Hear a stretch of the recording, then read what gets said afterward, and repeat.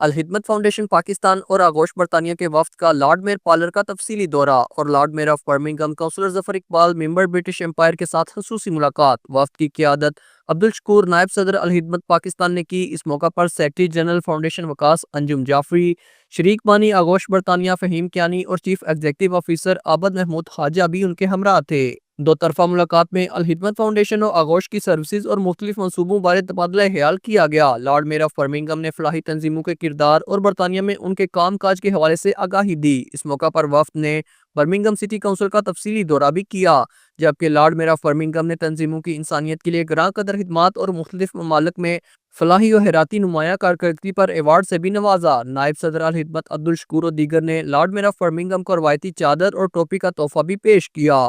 Aurangzeb Chaudhry, JK News, Birmingham.